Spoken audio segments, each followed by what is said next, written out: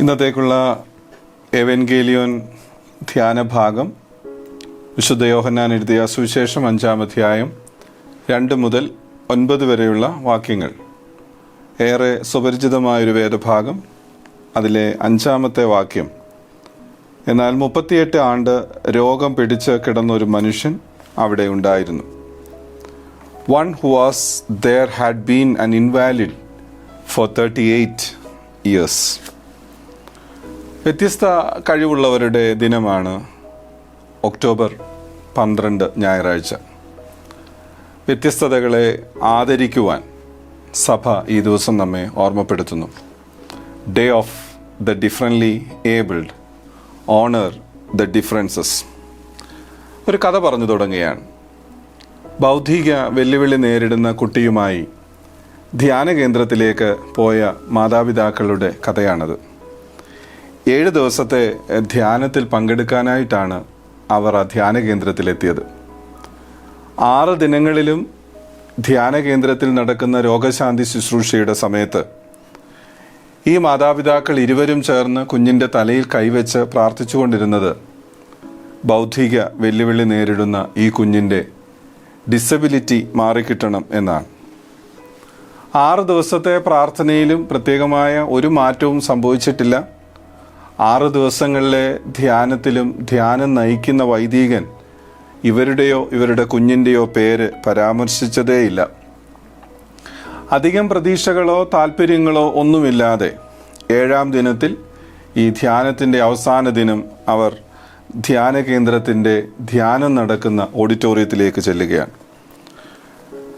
ധ്യാനം നടക്കുമ്പോൾ അതിന് നേതൃത്വം നൽകുന്ന അച്ഛൻ സ്റ്റേജിൽ നിന്ന് വിളിച്ചു പറയുകയാണ്: പ്രത്യേക കഴിവുള്ള ഒരു കുഞ്ഞിനെ ദൈവം ദാനമായി നൽകിയ ഒരു മാതാവും പിതാവും ഈ ധ്യാനത്തിൽ സംബന്ധിക്കുന്നുണ്ട്. അവർ പ്രത്യേക സിദ്ധികളുള്ളവരാണ്. അവർക്ക് പ്രത്യേക സിദ്ധിയുണ്ട് എന്ന് ദൈവത്തിന് ബോധ്യമുള്ളത് കൊണ്ട് അവരുടെ പക്കൽ സൂക്ഷിക്കാൻ ഏൽപ്പിച്ച അമൂല്യമായ വരദാനമാണ് അവരുടെ കുഞ്ഞ്. അവർക്ക് മാത്രമേ ഈ കുഞ്ഞിനെ സംരക്ഷിക്കാനാവൂ എന്നത് ദൈവത്തിന് ബോധ്യമുള്ളത് കൊണ്ടാണ് ആ കുഞ്ഞിനെ അവരുടെ പക്കൽ ഏൽപ്പിച്ചത്. ആ കുഞ്ഞ് മാത്രമല്ല, ആ മാതാവും പിതാവും ഒരുപോലെ സ്പെഷ്യലാണ് എന്ന് വൈദികൻ സ്റ്റേജിൽ നിന്ന് വിളിച്ചു പറഞ്ഞപ്പോൾ പിന്നീട് അവർ ആ ധ്യാന കേന്ദ്രം വിട്ട് മടങ്ങിപ്പോരുന്നത് എന്തൊന്നില്ലാത്ത ആഹ്ലാദത്തോടെയാണ്. ദൈവം സ്നേഹിച്ചവരുടെ, ദൈവം പ്രത്യേക സിദ്ധി നൽകി അനുഗ്രഹിച്ചവരുടെ കൃതാർത്ഥതയോടെയാണ് അവർ ഭവനത്തിലേക്ക് മടങ്ങിപ്പോകുന്നത്. മുൻപ് സൂചിപ്പിച്ചതുപോലെ പ്രത്യേക സിദ്ധിയുള്ളവർക്കായി സഭ മാറ്റിവെച്ച ഒരു ദിവസമാണ് ഒക്ടോബർ 12 ഞായറാഴ്ച. ശാരീരികവും മാനസികവും മാത്രമല്ല, പല വിധത്തിലുള്ള വെല്ലുവിളികൾ നേരിടുന്നവർ നമ്മളുടെ സമൂഹത്തിൽ കാണാൻ സാധിക്കും. അവരെ ചേർത്ത് നിർത്തി അംഗീകരിക്കുന്നതിനുള്ള ആഹ്വാനമാണ് ഈ ദിനം നമുക്ക് നൽകുന്നത്. എത്രയധികം വിധത്തിലുള്ള വെല്ലുവിളികളാണ് നേരിടേണ്ടി വരുന്നത്. പരിമിതികളെ അതിജീവിക്കുന്ന ഒരു പരിസ്ഥിതി രൂപപ്പെടുത്തുന്നതിൽ സഭയും സമൂഹവും പ്രതിജ്ഞാബദ്ധമായി തീരണം. ഈ ദിവസം നമുക്ക് ലഭ്യമായിട്ടുള്ള ദൈവവചനത്തിൻ്റെ എല്ലാ വായനകളും നമ്മെ ഓർമ്മപ്പെടുത്തുന്നത് ജീവിതത്തിൻ്റെ പരിമിതികളിൽ തളർന്നു പോകാതെ മുഖ്യധാര സമൂഹത്തോടൊപ്പം സഞ്ചരിച്ച ചില മനുഷ്യരുടെ ജീവിത കഥയാണ്. അടിമത്തത്തിലെ ജനത്തിന് നേതാവായിരിക്കാൻ ദൈവം വിളിച്ച് നിയോഗിച്ച മോശ എന്തെല്ലാം ഒഴിവുകൾ പറഞ്ഞ് ഈ നിയോഗത്തിൽ നിന്ന് മാറി നിൽക്കാൻ ശ്രമിക്കുന്നുണ്ട് എന്ന് നമുക്കറിയാം. തടിച്ച നാവും വിക്കനാണ് എന്നതുമൊക്കെ അത്തരത്തിലുള്ളതാണ്. എന്നാൽ ദൈവജനത്തിൻ്റെ മുമ്പിൽ നിന്നുകൊണ്ട് അവരെ നയിപ്പാൻ തക്കവണ്ണം ദൈവം മോശയെ നിയോഗിച്ചത് നമുക്ക് കാണാൻ സാധിക്കും. 8 സംവത്സരമായി പക്ഷവാതം പിടിച്ചു കിടന്ന അയനയാസ് എന്ന പേരുള്ള ഒരു മനുഷ്യൻ പരിമിതികളെ വെല്ലുവിളിച്ച് എഴുന്നേറ്റ് നടന്നത് നമുക്ക് ഇവിടെ കാണാൻ സാധിക്കും.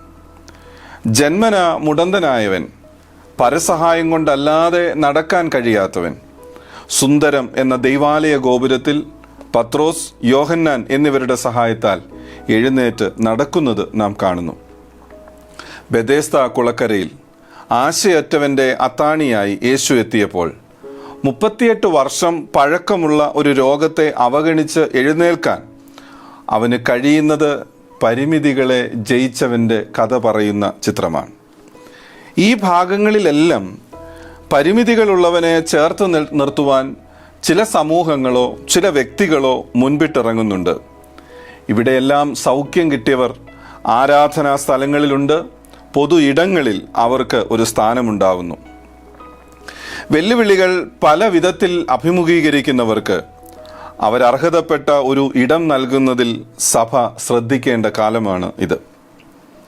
ഒരു ദിനം ഇങ്ങനെ ആചരിച്ചതുകൊണ്ടും അനുസ്മരിച്ചതുകൊണ്ടും മാത്രമായില്ല. നമ്മുടെ നിർമ്മാണങ്ങളും നമ്മുടെ പരിസരങ്ങളുമൊക്കെ സൗഹൃദങ്ങളായി മാറുന്ന, വിശേഷ്യ വെല്ലുവിളികൾ നിറഞ്ഞ മനുഷ്യർക്ക് സൗഹൃദമുള്ള ഇടങ്ങളായി മാറേണ്ടത് ആവശ്യമാണ്. വീൽ ചെയർ ഫ്രണ്ട്ലി ആയി നമ്മളുടെ നിർമ്മാണങ്ങൾ നടത്തണം. ബാരിയർ ഫ്രീ എൻവയൺമെൻറ്റ് സൃഷ്ടിക്കുന്നതിൽ നാം പ്രത്യേകം ശ്രദ്ധിക്കണം.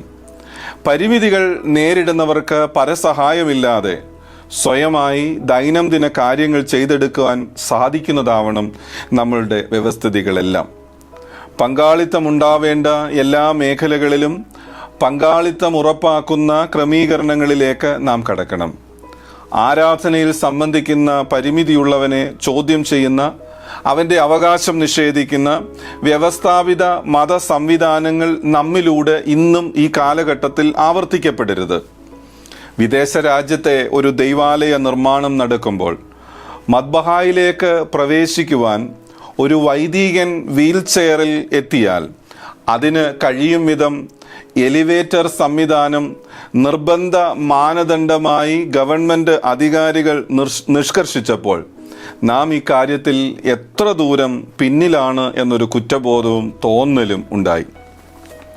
ഇന്നത്തെ സുവിശേഷ ഭാഗത്തിലേക്ക് നാം ശ്രദ്ധിച്ചാൽ വിശുദ്ധ യോഹന്നാന്റെ സുവിശേഷം 5-ാം അധ്യായം 2 മുതൽ 9 വരെയുള്ള വാക്യങ്ങളിൽ സ്ഥിരമായി നാം കേട്ട് മറന്ന 38 വർഷം പഴക്കമുള്ള ഒരു രോഗിയെയാണ് അവിടെ അവതരിപ്പിക്കുന്നത്. നെഹമ്യാവിൻ്റെ പുസ്തകം 3-ാം അധ്യായത്തിൻ്റെ 1-ാമത്തെ വാക്യത്തിലും 12-ാം അധ്യായത്തിൻ്റെ 39-ാമത്തെ വാക്യങ്ങളിലും പരാമർശിക്കുന്ന പുണ്യപുരാതനമായ ആട്ടുവാതിൽക്കലാണ് ഈ സംഭവം നടക്കുന്നത്. ബെഥേസ്ദ എന്ന എബ്രായ പദത്തിന് അർത്ഥം കരുണയുടെ ഭവനം, കൃപയുടെ ഭവനം എന്നൊക്കെ ഭാഷാന്തരം നൽകി കാണാറുണ്ട്. പ്ലേസ് ഓഫ് ദ 2 ഔട്ട്പോറിങ്സ് എന്നും ചിലർ പറഞ്ഞു വരാറുണ്ട്. പുരാവസ്തു തെളിവുകളിൻ പ്രകാരം അടുത്തടുത്തായി 2 കുളങ്ങൾ ഉണ്ടായിരുന്നതായി കാണപ്പെടുന്നു. ഇവിടെ പറയുന്ന ഉത്സവം ഏതാണ് എന്നറിയില്ല. ഉത്സവം എന്താണെന്നതല്ല ഇവിടെ ചർച്ചാ വിഷയം. ഒരു മതാചാരം നിവർത്തിക്കുന്നതിന് വേണ്ടിയുമല്ല യേശു യെരുശലേമിലേക്ക് പോകുന്നത്. 38 വർഷമായി ബെഥേസ്ദായിൽ അവനെ പിടിച്ചു നിർത്തുന്ന എന്തോ ഒന്ന് ആ കുളത്തിൽ ഉണ്ടായിരുന്നു എന്നത് സ്ഥാപിക്കാനാണ് 3-ാമത്തെ വാക്യവും 4-ാമത്തെ വാക്യവും സഹായിക്കുന്നത്. പ്രതീക്ഷിക്കാൻ ഒന്നുമില്ലെങ്കിൽ പിന്നെ 38 വർഷം ഇവിടെ തന്നെ ഇങ്ങനെ കഴിയേണ്ട വല്ല കാര്യവുമുണ്ടോ? നമ്മുടെ ആരാധനാ സ്ഥലങ്ങൾ ബെഥേസ്ദാകളാവണം. ലോകത്തിന് നമ്മിൽ നിന്ന് എന്തെങ്കിലുമൊക്കെ പ്രതീക്ഷിക്കാൻ കഴിയണം. Church must keep something extraordinary within us to hope. ആശയറ്റവരുടെ അവസാന അത്താണിയായി ദൈവാലയങ്ങൾ തീരണം. പല വ്യാധികളും രോഗികളും ഉള്ളവർ പ്രതീക്ഷയോടെ എത്തിയ ഒരു സ്ഥലമാണ് ബെഥേസ്ദ. എല്ലാവർക്കും വരാൻ പറ്റുന്നൊരു സ്ഥലം അതാവണം പള്ളികൾ. വേർതിരിവുകളില്ല. ഇവിടെ പല വ്യാധികളും മുടന്തരും ക്ഷയരോഗികളും ഒക്കെ ഉണ്ട് എന്ന് പറയുമ്പോൾ വേർതിരിവുകളില്ലാതെ, മതിലുകളില്ലാതെ വലിയൊരു ജനസഞ്ചയത്തിൻ്റെ പ്രതീക്ഷയാവാൻ സാധിക്കുന്ന ഒരിടമായി ബെഥേസ്ദ മാറുന്നു. നമ്മുടെ പള്ളികൾ ബെഥേസ്ദാകളായി മാറണം. ഇവിടെ ചിലർ നിയമം നോക്കി അവരെ മുൾമുനയിൽ നിർത്താൻ ശ്രമിക്കുന്നു. അവരുടെ സാന്നിധ്യം ഉൾക്കൊള്ളാനാവുന്നില്ല. നാം ആത്മീക അന്ധത ബാധിച്ചവരാണോ, അതോ യേശുവിനെ പോലെ പൈതൃകവും പാരമ്പര്യവും വിളിച്ചോതുന്ന പെരുന്നാളിൻ്റെ ഇടയിലും 38 വർഷത്തെ പഴക്കമുള്ള ഒരു രോഗിയെ തേടിയെത്തുന്ന സമീപനമാണോ നമുക്കുള്ളത്? ഈ കഥ നമ്മെ പഠിപ്പിക്കുന്നത് ദൈവകൃപയുടെ ഒരു വലിയ പങ്കുവയ്ക്കലിനെ കുറിച്ചാണ്. കുളത്തിനടുത്തേക്ക് യേശുവിനെ കൊണ്ടുവരുന്ന നിസ്സഹായരായ ഒരു വലിയ കൂട്ടം ജനത്തോട് കൂട്ടുചേരുന്ന ഒരു വലിയ സുവിശേഷമാണ് ഇവിടെ നമുക്ക് കാണാൻ സാധിക്കുന്നത്. ആവർത്തന പുസ്തകം 2-ാം അധ്യായത്തിന്റെ 14-ാമത്തെ വാക്യം അനുസരിച്ച് 38 വർഷം നിസ്സഹായരായ ഒരു ജനം മരുഭൂമിയിൽ അലഞ്ഞു നടന്നു.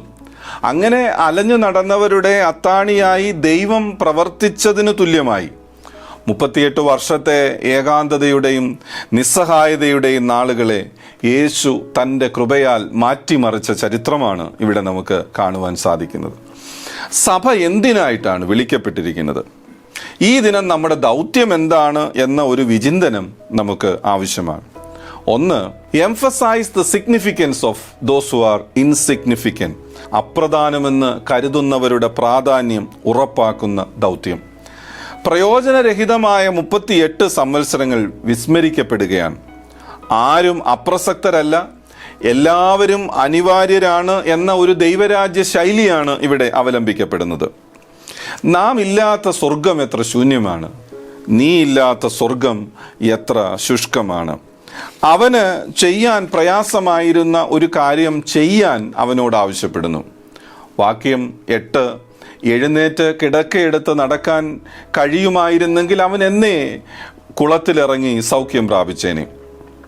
അത്രത്തോളം നിസ്സഹായതയുള്ള ഒരാളോട് കിടക്കയെടുത്ത് നടക്കാൻ ആവശ്യപ്പെടുമ്പോൾ യേശു തൻ്റെ ശക്തി അവൻ്റെ നിസ്സഹായതയിലേക്ക് നിക്ഷേപിക്കുകയാണ്. What is our investment to encourage and equip the neighbourhood to keep them steady and straight.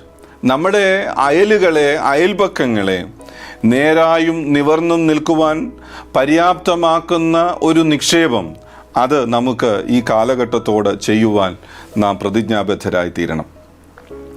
3-4 വാക്യങ്ങളിൽ എത്ര ആവർത്തിച്ച് ശ്രമിച്ച് തോറ്റുപോയ ഒരു ജന്മമായിരിക്കാം ഇയാളുടേത്. ആരും ചെറുതല്ല എന്നൊരു പ്രമാണം യേശു പഠിപ്പിക്കുന്നു. വലിയ ആൾക്കൂട്ടത്തിലെ ഒരാളാണ് ഈ ബെഥേസ്ദാ കുളക്കരയിൽ കിടക്കുന്ന 38 വർഷം പഴക്കമുള്ള രോഗമുള്ള മനുഷ്യൻ.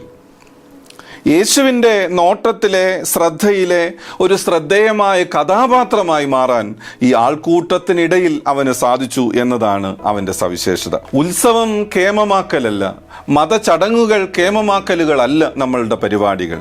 മറിച്ച് അതിനിടയിൽ വിസ്മരിക്കപ്പെട്ടു പോകുന്ന ചില മനുഷ്യരെ ചേർത്ത് പിടിക്കാനും അംഗീകരിക്കാനും സാധിക്കുന്നതാണ്.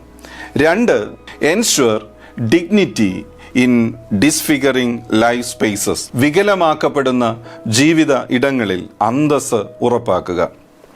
5-6 വാക്യങ്ങൾ അന്തസ് നഷ്ടമാക്കി ഒരാൾക്ക് എത്ര നാൾ ജീവിക്കാനാവും?